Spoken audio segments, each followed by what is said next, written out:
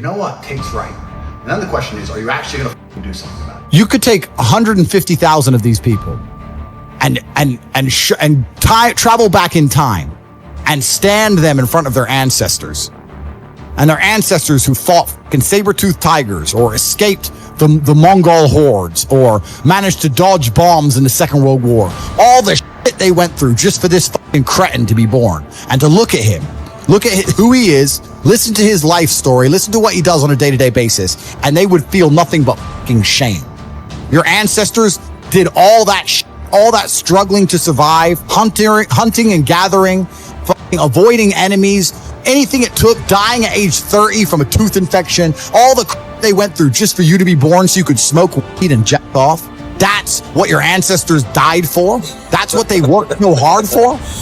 That's who you are. That's the end of your fucking bloodline. Do you feel no shame? It's shameful.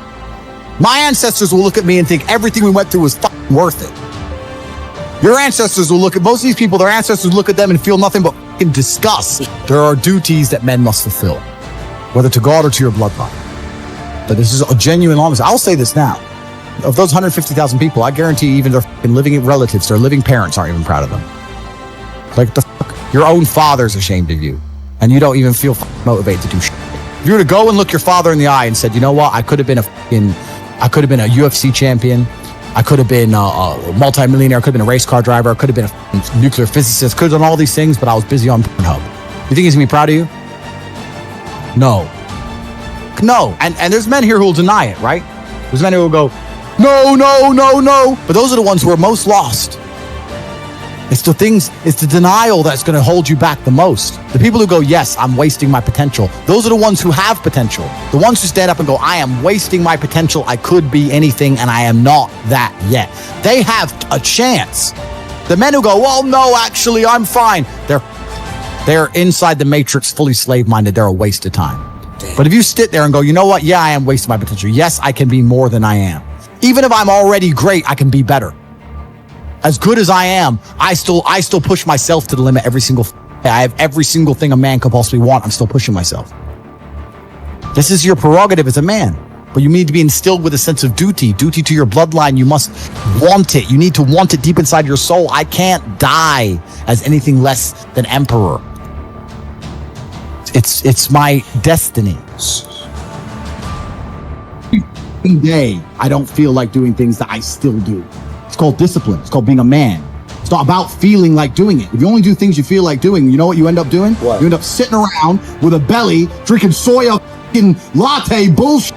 That's what you end up doing if you only do what you feel like doing. You have to wake up and say, I don't feel like training, but I must train. You need to do what you're supposed to do, not what you feel like doing. That's the difference between a man and a child.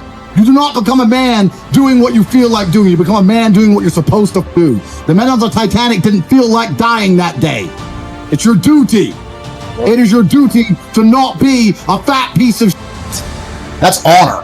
I have honor to my last name and to my ancestry. It would be disgusting for them all to have fought saber-toothed tigers so I can wake my lazy ass up, off all day, and ask on YouTube how I can stop being a loser. You understand where I'm coming from? Oh, 100%. So this is down to you, my friend.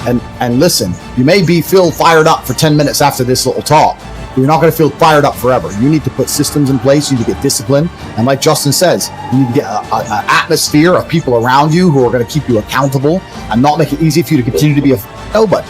And then you're going to fix your life. Otherwise, you're going to stay a nobody. Everyone has a dream, but not many people have a plan. A dream and a plan are different things. When you say to guys, do you want to be rich? Yeah, I want to be rich. How will you get rich? One day when the comes in. So you can have a dream with no plan. When's the last time something fantastic has ever happened on accident? When's the last time you've seen a big jacked dude and you say, hey man, how'd you get so jacked? And he goes, don't know, oops.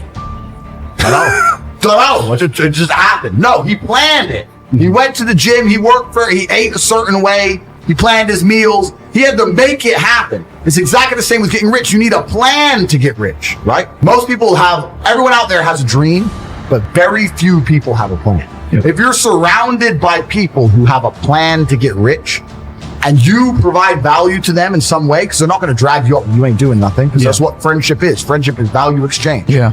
If you provide value to them, sooner or later you're going to begin to make money.